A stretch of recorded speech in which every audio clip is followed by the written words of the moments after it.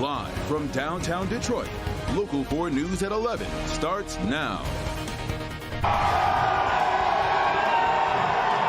A hero's welcome tonight in Ann Arbor. Hundreds of fans wait in the rain as the Michigan Wolverines return to campus after winning the national championship. You're weathering the storm just like the 2023 Michigan football team weathered the storm. Yeah, and the celebrations continue about 24 hours after the Wolverines clinched the championship. Thanks for joining us. I'm Kimberly Gill. I'm Devin Skillian. Excitement in Ann Arbor still at an all-time high. Jacqueline Francis was at Glick Fieldhouse tonight as Coach Harbaugh and the players talked to the crowd. Jacqueline. These were not fair weather fans. These were die-hard fans that came out to welcome their champions home. And as the team said, this is just the beginning of the celebrations. And I want to thank all of you for coming out here tonight. Hail to the champions. The victors greeted by hundreds of fans outside Schembechler Hall. When the whole world doubted us, when the whole world didn't think we could do it, guess what we said? Hey! The crowd begging J.J. McCarthy to stay.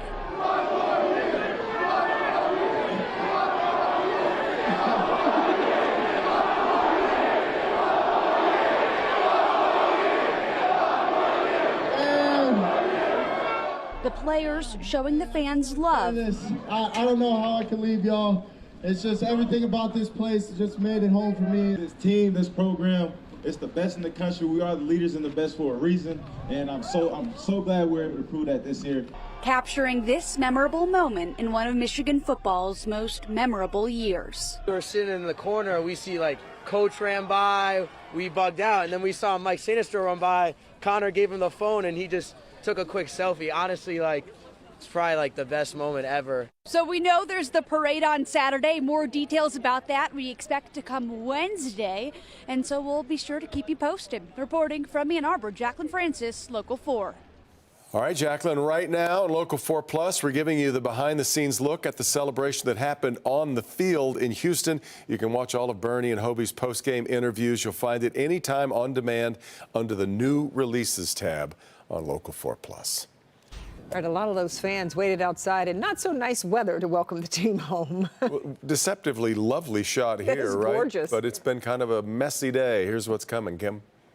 Well, we have a little more rain tonight, and it's starting to come to an end, but a few more areas of drizzle. And then tomorrow morning, we could just have a little bit of light snow, maybe mixed in with some rain as well. But a live look in Ann Arbor, where it is now 40 degrees, 41 in Detroit, above freezing everywhere you go. So it's all rain, anything that's falling, with the exception of northwest of Detroit, where Mount Pleasant and over to Grand Rapids getting some fairly heavy snow. 44 now at City Airport, also in Mount Clemens, upper 30s in Pontiac, 37 in Howell, and 40 in Ann Arbor. Tomorrow, we'll have a little light snow in the morning, possibly a few raindrops mixed in, and then 35 at noon, 36 by 4 o'clock. And then we start a temperature trend that I don't think anybody's going to like. Let me step out of the way and take a look at this. Our average high is 33. We're above average for several days. Then next week, an Arctic blast of air comes in. 22 for the high Sunday, 17 Monday, 11 for the high. Not the low, the high. And a morning low of 3. We could hit 0 for the first time since 2022. And we have some pretty significant snow headed our way for Friday night and Saturday. And we'll talk about that in a few minutes. Okay, Kim.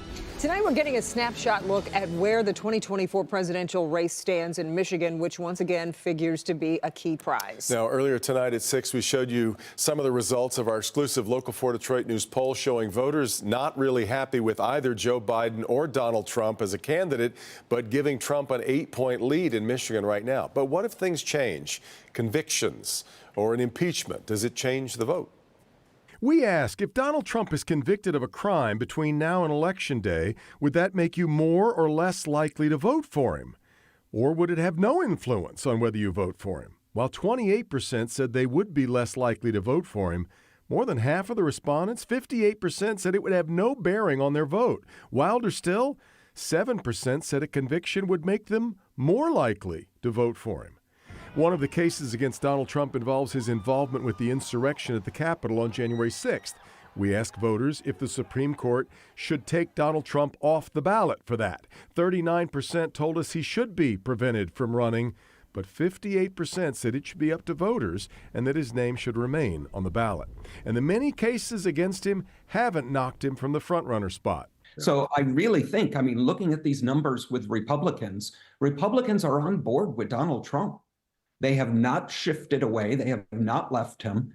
He is going to likely be their nominee. We also asked Michiganders if they support or oppose the impeachment investigation that House Republicans have initiated against President Biden.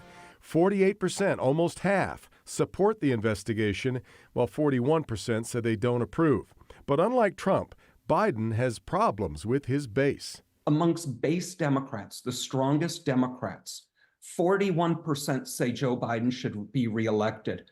46% say someone new. This is the hardest core voters Joe Biden should have. Now, we've got more of our poll coming up tomorrow. We're going to start to dig into the race for the open U.S. Senate seat in Michigan, which right now looks wide open. More on that tomorrow on Local 4 News at 5. Looking forward to it. All right, the Macomb County Sheriff's Office is investigating after Shelby Township Police shot a man. Sources tell Local 4 officers were called to a home on Utica Green for a domestic violence call. They say a woman reported she was stabbed by her son, but was able to get away and call for help. When officers got there, they found a man with a knife, and he allegedly lunged at them. They then shot him and started first aid before he rushed to the hospital. No officers were hurt. The Macomb County Sheriff's Office will determine whether officers followed department policy. New at 11, West Bloomfield police are investigating after a gun goes off during a fight. Happened in the parking lot of the shopping center at Lone Pine and Orchard Lake. Police say the fight led to one shot being fired, though no one was hit. Officers, though, have been out looking for shell casings and evidence. DTE Energy is offering buyouts to about 3,000 of its workers. That's roughly 30% of the company's workforce. It's unclear what those separation packages look like, but we do know they're being offered to people in corporate positions and utility staff roles. DTE serves more than 2 million customers in Southeast Michigan. Focus Hope is putting out a call for help tonight. The nonprofit desperately needs volunteers to help with one of its most key programs, and that is getting food boxes out to needy seniors. Our Mara McDonald in the warehouse tonight with more on a major operation. Mara. Guys, it boggles the mind. Focus Hope packs boxes like this filled with non-perishable food, 42,000 of them every month for seniors across Metro Detroit.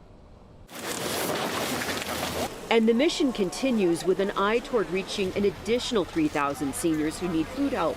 But somebody has to pack up all those boxes, and this time of year can be tricky. I think from that stretch of Thanksgiving through New Year's Eve, people realize that there's a great need out there. They want to volunteer. They're looking for ways to give back. And then, after the holidays end, people sort of go back to their normal lives. They go back to work. But the need for these boxes still remains. January, February, and March can be tough months to recruit volunteers to help pack up the weekly boxes, which is why Focus Hope is putting out the call for help. You're welcome any day of the week and 2 Saturdays a month. If packing isn't your deal, they also need help with delivery volunteers. Focus Hope delivers these boxes in Wayne, Oakland, Macomb, and Washtenaw counties, and the idea is they're pantry basics that won't go bad. It's a supplement to programs like Meals on Wheels. With this weather getting a little bit bad, it's harder for seniors to get out. We want to make sure nobody is sitting in their home without a proper meal. Realize that Focus Hope would be happy to have you come in and volunteer for an hour any day of the week, plus more if you wanted to. We're going to have all the volunteer opportunities up on clickondetroit.com. We're on Detroit's West Side. I'm Mara McDonald, Local 4. All right, Mara, and if you have a story that embodies the Go For It spirit, drop us an email at goforit.com or just visit clickondetroit.com.